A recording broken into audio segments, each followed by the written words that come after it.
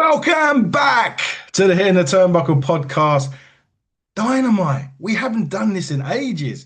AEW Dynamite review. It has been a while, but we're back. And we're doing this again, and we're so happy to be back doing the AEW reviews on the channel. They have been missed. Obviously, some of it does get covered off in This Week in Wrestling, our weekly show that we do on a Sunday. But it's great to be back reviewing some Dynamite. Now, some interesting points of note before we get into the action. They did also tape Collision tonight. They wasn't meant to. There's apparently some inclement weather coming up over in Texas. Hopefully everyone's okay when it does hit, and it's going to prevent them from doing the Collision taping. So they taped it tonight on Dynamite. So just a little as a prologue to you all there. Now, backstage, rumors at this point. Will Ospreay was starting his evaluation to get cleared, and let's hope that Ospreay. Look, the most important thing is that Will's healthy, right? That's the most important thing. But we love to see him back in that ring, and hopefully it will happen sooner rather than later. That is without question. But make sure that he's fully cleared to compete before he does. Obviously, we want him safe and healthy as you can be when you're getting in that wrestling ring anyway. Also, a dark match ahead of Dynamite. So the artist formerly known as Baron Corbin was made an appearance. I don't know if he's signed. I don't know the ins and outs, or we don't know anyone. I don't know if anybody knows yet. It certainly hadn't been it certainly wasn't spoken about prior to AEW. So interesting times there. Baron Corbin perhaps underutilized, underrated in some people's eyes, and people didn't like him, and that's fine. But I liked him, and I thought one of the only few wrestlers that really did have his finish, end of days, protected in wrestling nowadays, which is kind of unheard of. I think if I remember, only a handful of people may have kicked out of that in his tenure at WWE. Good pickup if they do. I mean, geez, AEW. We made a joke last week that the transfer window was open in wrestling, and a bit like Fulham, who Tony Khan also gets involved with over here in the UK. Not just them making signings; it could be another one for AEW. But look, we'll keep our eyes and ears peeled on that one. Be a good pickup, I think. Maybe a bit of a one that goes under the radar of a pickup. I thought he may have gone elsewhere, to be honest. I had another three letters in mind, that being TNA. But who knows? But regardless of that, should we have with some dynamite, shall we? MJF, the world champion, kicked off Dynamite this week, and you know he declared himself the best wrestler on earth. I'm sure there'll be a few that took exception to that, and one did, and that was Brody King. This guy, Brody King, he wasn't happy with what MJF did to Bandito last week, of course.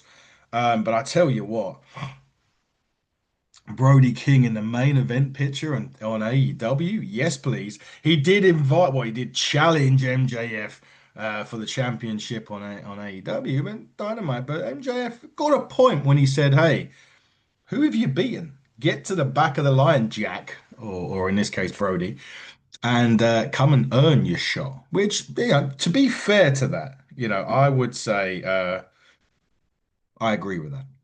I do kind of agree, but I would love to see Brody King in that world title picture on AEW. Someone that's really come out of his own over these last, there's obviously been, with Buddy out, with Malachi going, you did kind of wonder what would happen to him. And what's happened to him is that AEW have realized what a wrestler, what a character they've got on their hands there, and looks like Tony Khan is going to be investing in Brody King, and I'm all here for it. I'm absolutely all here for it, and we'll see if Brody does get a championship opportunity. Now, if someone said to me, you would be in 2026 that Hangman Adam Page would be a trios tag team champion with jet speed, it wouldn't been on my bingo card list, but that is exactly what happened on Collision last week, defeating the Ops for the Trios Tag Team Championships. Um, and they were trying to think of a trios name. Well, Kevin Knight come up with Jet Set Rodeo, which everyone seemed to like, but Speedball kept interrupting and was trying to get Horsecock.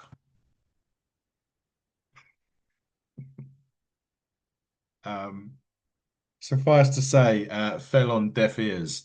But the crowd were all over that for the rest of the evening, and especially the next match, which we'll get to. But it seems to be Jet Set Rodeo seems to be the name that they're going to go by.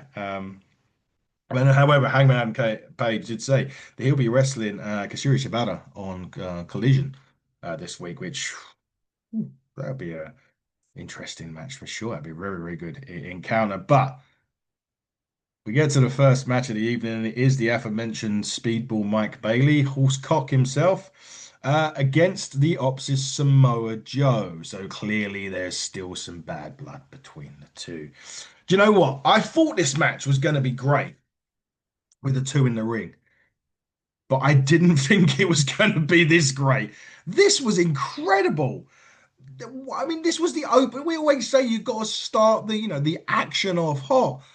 This was well, they're probably still trying to put the fire out. That's how hot this match was. This was brilliant, absolutely brilliant. And again, when they say it's where the best wrestle, it's hard to disagree with them when you put on opening contests like this. Of course, it has a backstory, which being the Ops, they recently lost those trio championships to Jet Set Rodeo in there, and they absolutely crushed it. More of the same. Just give me more of the same between those two, week in, week out. And there was some interference from the Ops though, and eventually, Speedball Mike Bailey got hit with Z Muscle Buster, which put him out, and Samoa Joe picks up the victory. It was brilliant. That was a great opening contest. Really, really was. In from there, why not? It's AEW. Street fight time. Of course it is. Of course it is, right? And this is the Death Riders, Moxley, Garcia, Wheater. Wheater? Wheater. Wow, Wheater Utah. That's a new one. Wheeler, Utah. We're going against, oh God, Hechicero. I think that's right. Lance Archer and Rocky Romero of the Don Callis family. And again, this was unbelievable. It really, really. We had a part of this match where Marina Shafir ends up locking a kind of armbar on Lance Archer. And that's not a small feat. That guy's huge. And she locked it in. He had her up for a choke slam and she reversed it into a submission. Jeez, it was incredible. Um, I'm not sure where we are with the Death Riders. Are they in betweeners? Are they heels? Are they faces? I don't really care, to be quite honest. As long if they're delivering stuff like this, I really don't care. But it's just interesting to see where they're positioned right now. We was expecting Mox to be gone, with everything that happened. We thought they were going to turn on him. They haven't yet, of course. That could still happen. Um, and the Don Callis family, of course, the ever-growing Don Callis family. I have no idea how many more men or women are going to be in that group, but this was unbelievable. They had table. You can just imagine what they had. He had everything in this match. But one of the things that I really liked of this match was actually the finish, and it was Daniel Garcia locked Rocky Romero in the Dragon Tamer, as well as, and then John Moxley curb stomped him as well. And then the referee obviously then stopped it because Rocky Romero was out. But it was great to see Daniel Garcia picking up these types of victories because what we found with the Death Riders is it's one of the guys, normally Wheeler, eats the pinfall in these quite very too often. If it's not him, it's Daniel. So it's great to see when they win it. It was great to see Garcia being involved in the pin. But you know what? This was incredible. I didn't think when the Speedball match finished, I kind of crossed it off and said, "Well, there's your match of the night." I was so wrong. Even though we got Omega to come, I was just like, "Well, nothing's going to beat that." The next match beat it. This was Unbelievable. This was a hell of a start to Dynamite. Two incredible matches. Just go out your way to check them out. Just watch it. Honestly, just watch Dynamite because this is they shaped the show very, very well with what the action and how it was going to be like with those two matches alone. So make sure that you get on and watch Dynamite, please. Uh, Fekler was back. I really like Fekler. I think. I mean, the money in the women's division in AEW, to be honest, in women's wrestling right now, not just AEW, in any company is huge. Fekler is I've said this quite a few times recently when I say the word blue chipper. She really, really is. And she's got an issue with Chris Statlander. And she's going to actually wants her shot next week on Dynamite against Statlander. Well, I'm here for it. Yep, sign it off, TK. Sign that match off. Pretty please. We want to see some Fekler and Statlander next week on Dynamite, if you would be so kind, sir. And on top of that, Julia Hart has challenged Willow Nightingale for the TBS Championship, and that match takes place on Collision. No spoilers here, but it's taking place on Collision this week, which, as I said, was filmed directly after Dynamite due to some weather issues approaching Dallas, Texas. So be prepared for that match. And next week, hopefully, we'll get Statlander and Fekler. Already looking hot next week on AEW Dynamite. Two newbies. We mentioned AEW been busy shopping around with new acquisitions, and Jordan Oliver and Alec Price, who were two signs at MJF. I think it was at Limitless Wrestling. MJF had announced was all elite. They were taking on FTR. I mean, if you're going to come into the business, what better team to face an FTR? This was very promising for these two because sometimes when wrestlers debut, it takes them a little while to get into it. It takes them a little while to get the feeling right. How we got to wrestle here, find your feet, so to speak. Not these two. They looked like they belong. They looked like been there for ages in AEW. Jordan Oliver and Alec Price. They really did. They didn't look out of place, even against FDR. And some teams do know. You can tell there's a class difference sometimes, but nah, not with these two. They held their own in there. They looked right at home in AEW, and I hope that's the case. What I would say, and I mentioned this to David on the This Week in Wrestling review that we done just this past weekend, and I said that perhaps Ring of Honor might be their home, at least in the initial phases. Obviously, it's good to see them on Dynamite and putting on this great match. And like I said, promising debut for these two. But I feel as if though that they will get perhaps put on Ring of Honor at least just in the initial phase. I don't know. Maybe TK sees more in them than that and wants them straight onto the main roster. After this showing, you would be very difficult to say that perhaps they belong on the AEW main roster. Nevertheless, of course, it was the Shadow Machine on Jordan Oliver, and then Dax Harwood picks up the victory. I mean, FTR probably wasn't going to lose because they've got the match with the Don Callis family next week. I thought that was going to be in Australia, but no, they're going to do it next week on Dynamite. So, well, like I said, we're not even finished this Dynamite, and next week's Dynamite is already looking fire, as they would say in Texas. I don't know, just guessing at this point. But we did get the answer from Chris Statlander with Fekler's challenge. Chris Statlander isn't gonna back down from a challenge, and of course, she accepts. So does Willow Nightingale, actually, as well, which we knew, But they did, and Hardy Cameron did say that if Sky Blue gets involved, she's going to get a punch in the face. Fair. Absolutely fair. But I mean, two great matches. Obviously, you can, if you want to view the Collision spoilers, you can view them online. I'm not. I'm going to watch Collision instead. And other companies wrestling that's going to be on Saturday as well, for that matter. But over here in the UK, we don't get Collision until the following week, so we're lucky. Although I can watch it if I want to on Saturday. Now the match that I was going to say I thought this was going to be the best match of the night, and I, I don't know after seeing the other two. The big bout machine, Kenny Omega, one-on-one with the walking weapon that is Josh Alexander. And I see these two in TNA tear it up a few years ago. Wow. I did find it weird how they wasn't main eventing, but as Kenny Omega was coming to the ring, he got jumped. So I kind of made perfect sense why they wouldn't do that afterwards. Um,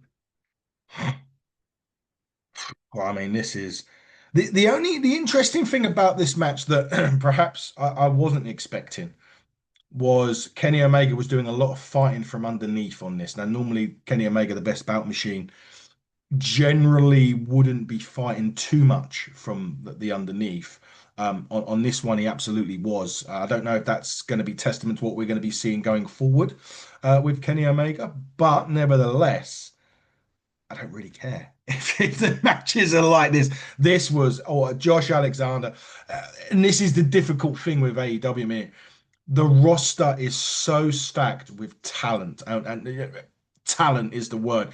Ace Austin can't even get a look in right now, and he's probably one of the best wrestlers going as well. And Josh Alexander kind of falls into that remit. He's part of obviously the ever-growing Don Callis family, of course, but he is also one that's kind of like because there's just so many, it's difficult to sort of position them where he needs to be because Josh Alexander is an incredible, incredible wrestler, and these two put on an incredible, incredible contest, as you could imagine they would. But of course, the one-winged angel, it was kind of predictable-ish that Omega would pick up the victory just because he's going for MJF. MJF's got a lot of targets on his back, right? There's no doubt about that.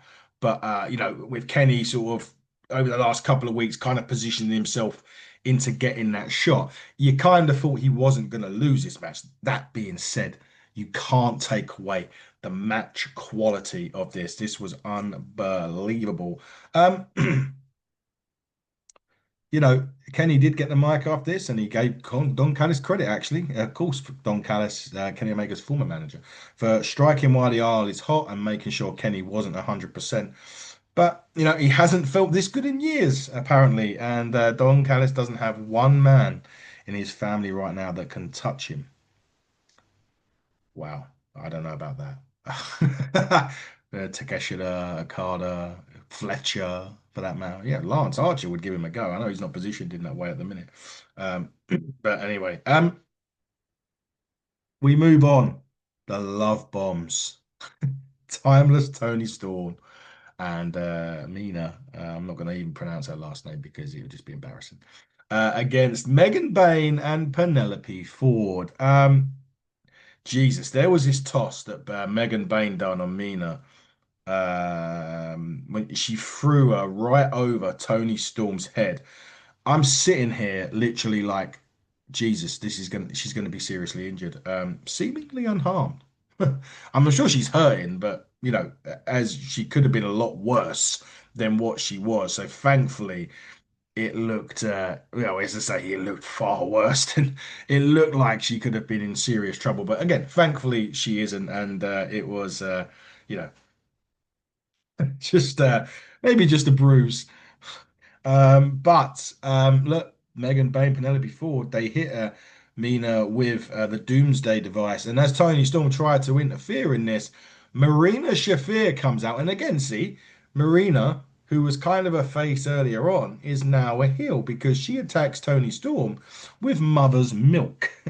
That's a great name, Mother's Milk. And allowed Penelope and, you know, Megan to get the victory. This was after that, I'll be honest with you, after the scary spot with that throw early on, it was really hard to kind of focus on this match for me, to be honest with you. Still a good match, by the way, still enjoyable. It was just very sort of, I was always constantly in the back of my mind thinking, I don't know if Mina's hurt or not. And I was hoping not. And hopefully, we haven't heard any reports since Dynamite's gone off the air that she is injured. So thankfully, it does just seem like maybe a stinger, if anything else. Thankfully, because it could have been a lot worse. But Megan Bayne, Penelope Ford move on.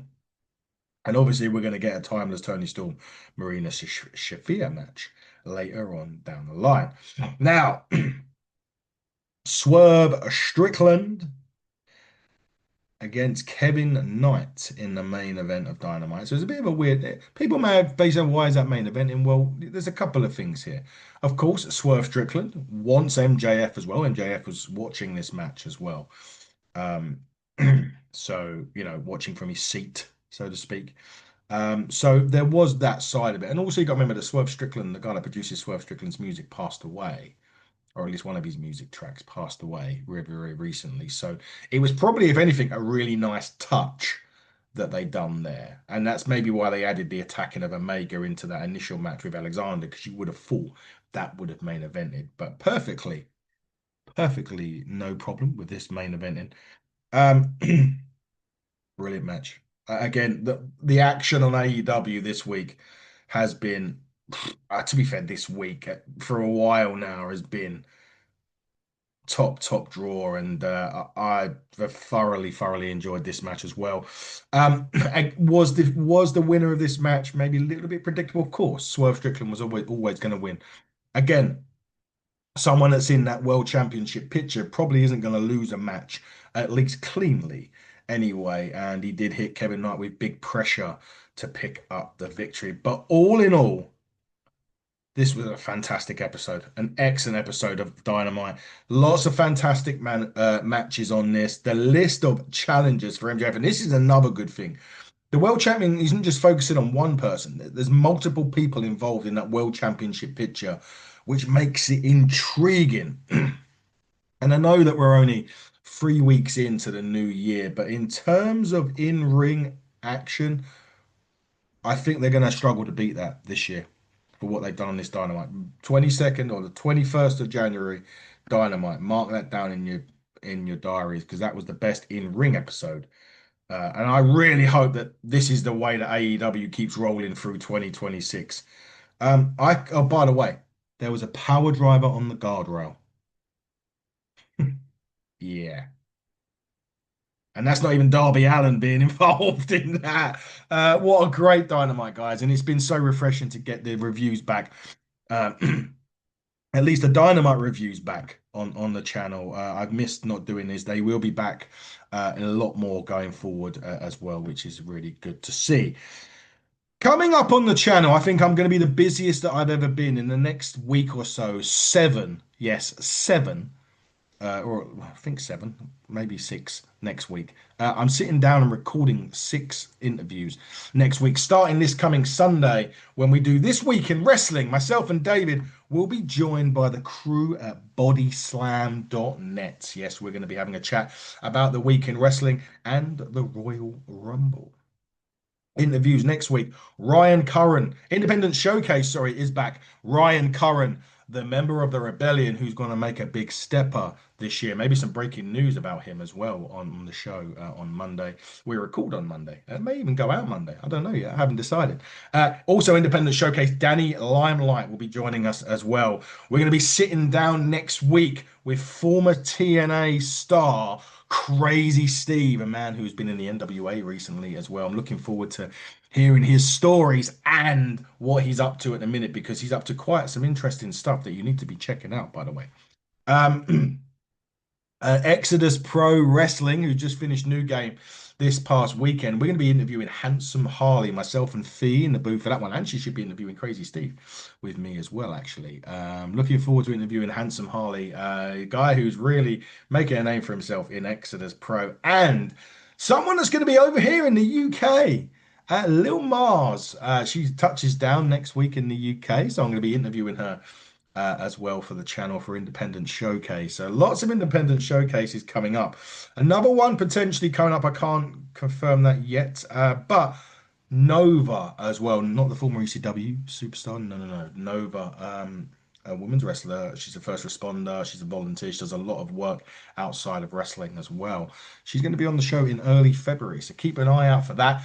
But you can follow us on X at HTT Buckle. Follow us at HTT Buckle on YouTube, here in the Turnbuckle Podcast, and all other social media platforms.